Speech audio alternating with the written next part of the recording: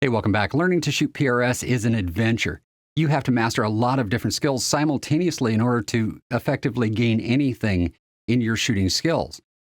And out of all of the skills that I am in the process of learning, there is one I have figured out thus far, and I wanted to share it with you because I see a lot of shooters really struggling with this particular skill set, and that is planning a holdover stage. No matter whether the match director states in the match book that this is a holdover stage and you're not allowed to touch turrets, or if they just set you up in a situation where dialing back and forth is going to take too much time and you're not going to get your shots off, holdover stages happen.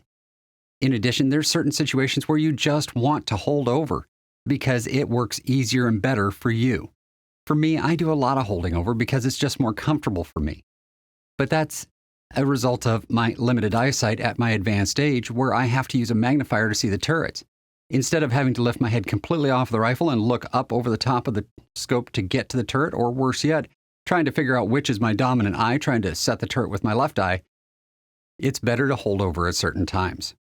Not always, but at certain times. So let's talk about how to plan a holdover stage by taking a look at a stage that I shot at the Barrel Burner 2024 match just last weekend. This stage is reasonably simple. There are 6 targets located here, here, here, here, here, and here. The course of fire is what I call a recoil stage.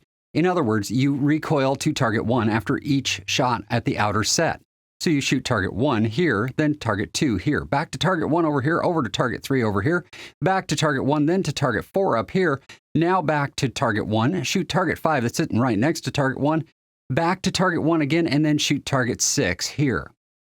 There's a lot of moving around, and you're shooting off of a tripod on a very steep slope inside of a wooden box. It's a little too small for comfort, but that's okay. That's the stress that PRS creates under certain stage conditions.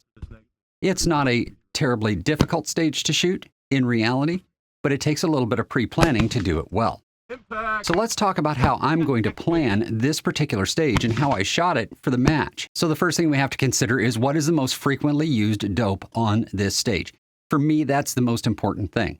Now, there's an adjustment here that we can make at times depending on the situation, and we'll talk about that in just a moment. But for now, let's just use the most common dope for this particular one. In this case, it is targets 1 and 5. They're both the same. They sit right next to each other.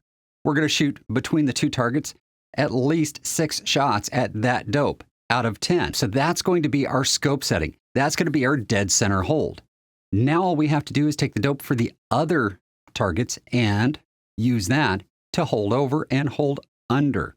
Yep, hold over is kind of a misnomer. We're also going to hold under. A little hint here is if you're going to do hold over, hold under, you're going to need to dial your wind, because if you're holding out into Never Never Land out beside a hash mark with no idea where you're holding, your likelihood of missing is much higher.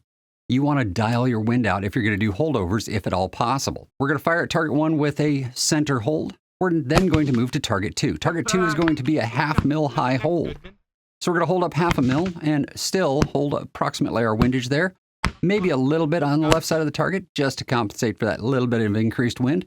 And then we're going to come back to target 1. Hold center again and go over to target 3. Target 3's hold is 1.5 mils. Now, I've written it down on my data card over here that you can see on the rifle, but I didn't read it. Unfortunately, for some reason, I had it stuck in my head that it was 1 mil, not 1.5, so I shot under the target. Nonetheless, that's a mental mistake that you can make even if you're dialing, so it really doesn't make any difference here.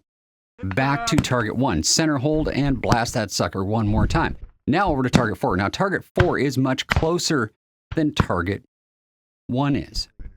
So we're going to have to hold low. As a matter of fact, we're holding a mil low for target 4. Now we're going to go back up to target 1, hit it again, scoot right over to target 5, which is the same dope, dead center hold, hit it, come back to target 1, hit it again. Now we're going to come up to target 6. Now this is an interesting point that I want to make for you.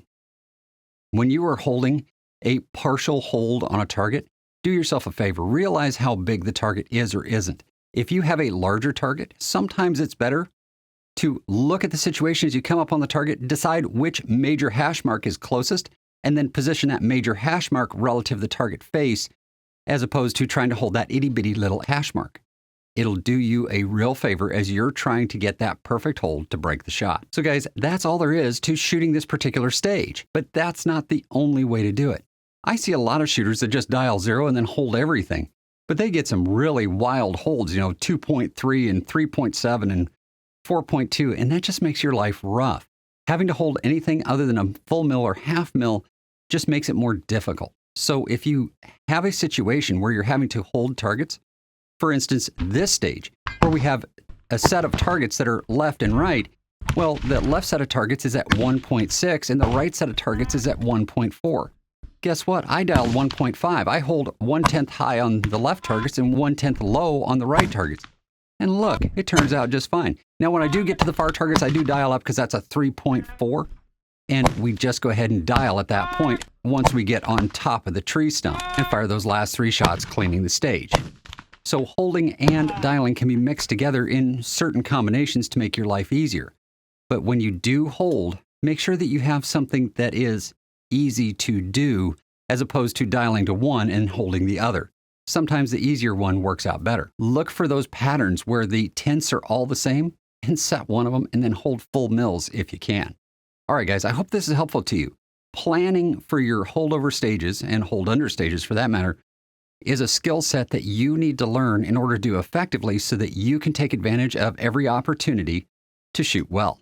All right, guys, until next time, shoot straight, plan those stages before you start shooting them, and I'll see you in the next video.